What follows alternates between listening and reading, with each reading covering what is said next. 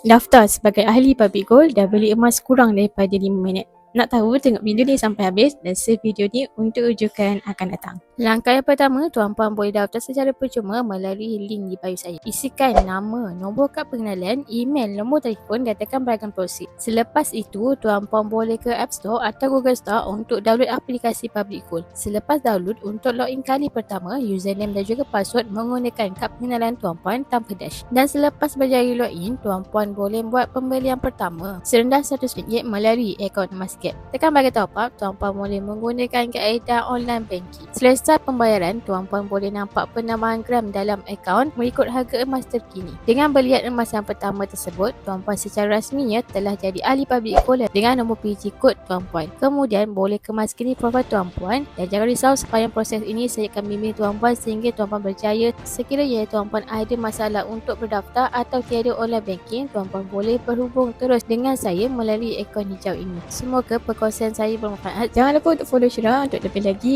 ilmu emas dan kewangan.